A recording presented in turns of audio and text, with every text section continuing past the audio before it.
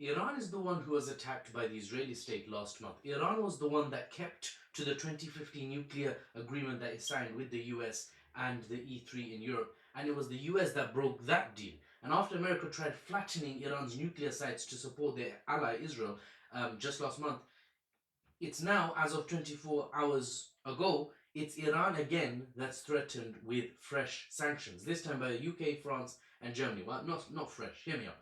They are saying, the E3, the European three, are saying Iran has until August to agree a new nuclear deal, or those three countries will reimpose Western sanctions on Iran, including banks, nuclear equipment, and weapons. Why did I say it like that? I honestly have absolutely no idea. So just to summarize for you guys, right? Iran got attacked by Israel and the US while they were in the middle of a negotiation, of a new nuclear deal.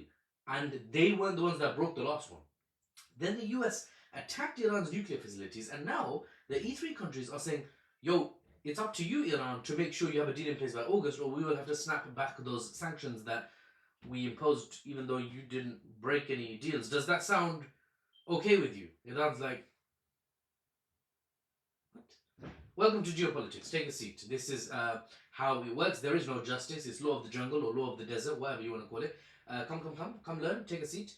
On the floor, actually, if you're not in the West, if you're in a Western state, if you are a Western state, take a chair. If you're Western aligned but you're brown or yellow or whatever, take a stool, not a chair. That's too good for you. And if you're in America, the Iron Throne, forged with 1,000 swords of Trump's enemies or whatever, is at the back of the hall. Go take your seat on the throne. Anyway, weird analogies aside. Sorry.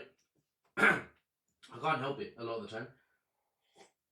Analogies is how I understand this messed up world we're in. I hope you guys will run out of my train of thought. Anyway, in the last week, Iran has agreed to resume talks with the E3 of Europe on the nuclear question. But the Iranian state's sentiment has been and continues to be clear. You know the Gen Z type thing. We're not giving up our nuclear weapons or nuclear program. Sorry, that's the comment. It's like we clap emoji, clap, not clap. Anyway, you get it. Louder for the ones in the back. Blah blah blah. Well, you insert all the Gen Z stuff, right? Iran's not giving up their nuclear program. Get to the program. So these talks are likely not to go anywhere. Deputy foreign ministers of each country are expected to lead the talks, but here's what you won't hear on the news, if you hear this topic at all, to be honest, let's be honest. It's probably news about Wimbledon and all that. No, forget Sueda, forget Iran, forget Syria. Don't worry about Gaza. Definitely don't worry about Gaza. Nothing's going on there. Here's Wimbledon and latest results. Anyway, you won't hear this on the news, but if you do, you won't hear this part, even if this topic is covered. When in 2015 Iran agreed to limit their nuclear program for civilian use only, and make it harder for themselves to nuke up, right, to get a nuclear warhead, they said, we will stop enrichment so it's harder for us to get a nuke. In return, the US and the E3 agreed to lift sanctions. What notification was that one? Anyway, in return for Iran limiting itself, the US and the E3 in Europe, UK, France, Germany, they said, fine, we agreed to lift the sanctions that were on your country for time and a half. It's been a minute that sanctions have been on you guys. But then 3 years later, Trump was like, it's a horrible deal. We're backing out. Again, can't let Iran tell us what to do. Okay, so it's a horrible deal, and I make best deals. Okay, so America bowed out unilaterally. They just pulled out in 2018. What do you mean, Muffles? They just pulled out. What does that mean? They have a deal in place, no? My response is, bruv, it's America. This is America. Don't catch you slipping up. America doesn't follow rules, guys. Don't be silly, guys. Guys, it's a Western country. They're not brown, not poor. Follow rules. Get along with these guys. Europe also lifted sanctions in 2015 as part of the deal. But Europe put in a clause, a special sauce. Honestly, European food, I don't know about European food, but British food is bland. So any sauce is probably from India. Just last week, a neighbor of mine was talking about how he loves a good chicken korma. Love a good chicken korma? Yeah, that's because it's actual food. Anyway, the European powers put in a clause for 10 years. They said we can simply snap back the sanctions. Whatash! If we deem it necessary. And when they imagined West, of course, we're going to be just and we're going to be fair. right? If you've been a bad little boy, Iran, if you've been a bad one, you're doing nuclear stuff and we aren't happy with it, then we're gonna snap back the sanctions. So despite Iran not having broken the deal, the JCPOA, the Joint Comprehensive Plan of Action, and America breaking the deal, right? They stepped out, then attacked Iran. If that wasn't bad enough, just stepping away from the deal. Following Israel's lead, who also attacked Iran on this reason, like that Iran has nuclear weapons. Despite all that, the E3 are saying, we might have to, we might be forced, man. We might be forced to snap back because you've been a bad boy. You know, how unjust can you get?